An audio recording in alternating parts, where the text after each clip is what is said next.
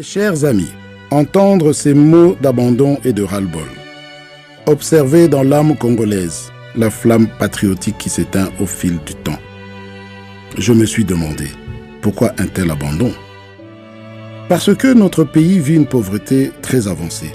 Parce que la jeunesse de mon pays est sans emploi, avec un taux de chômage dépassant les 85%. Parce que les infrastructures scolaires, sanitaires, routières sont dans un état piteux. Parce que la population congolaise subit une pénurie intempestive d'eau et d'électricité, ce qui d'ailleurs constitue un frein à une industrialisation rapide de notre pays. Nous avons un peuple qui est exposé quotidiennement à l'insécurité et à la barbarie des guerres imposées. Les personnes vivant avec handicap, les enfants de la rue communément appelés chégués, les orphelins sont voués à la mendicité et au rejet de la société. Et pourtant, mes chers amis, le Congo est une nation de grande destinée, un pays potentiellement riche, un Eldorado au cœur de l'Afrique avec une superficie de 2 345 000 km², plus de 5 000 km de voies ferrées, près de 300 000 km de routes, plus de 16 000 km de voies navigables, près de 90 centrales hydroélectriques, plusieurs pistes d'atterrissage, 5 aéroports internationaux. Mais dans quel état? Le Congo, c'est aussi 80 millions de terres arables en majorité non exploitées.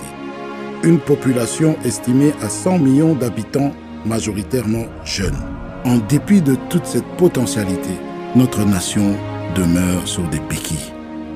Elle mérite une assistance à la hauteur de ses besoins. Une organisation sociale qui soit la solution humanitaire aux problèmes qui touchent le Congo et son peuple. C'est pourquoi nous vous apportons la Fondation Alidor Massamba, qui vise à promouvoir le bien-être de la population congolaise à travers des actions sociales et humanitaires. La Fondation Alidor Massamba se résume en 5 piliers. 1. Promouvoir la nouvelle citoyenneté et le changement des mentalités pour faire du Congolais le premier investisseur et protecteur de son pays. 2. Réhabiliter, moderniser des écoles et construire des centres de formation technique en vue de promouvoir l'éducation pour tous, en particulier pour la jeunesse. 3.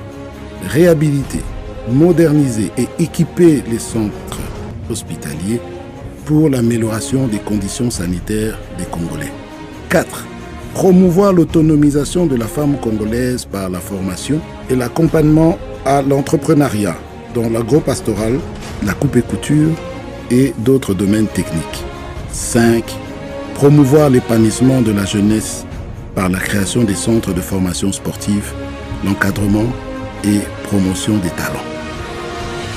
Le développement du Congo n'est pas l'affaire d'un seul homme. Nous n'avons que le Congo pour nous défendre et le Congo n'a que nous pour le défendre. Il ne tient qu'à nous d'offrir à nos enfants un monde meilleur. Il n'y a pas de fatalité. Laissons derrière nous le doute et le désespoir. Mes chers amis, ensemble, avec le courage, la détermination et la foi, travaillons pour le progrès du Congo. Que Dieu bénisse la République démocratique du Congo.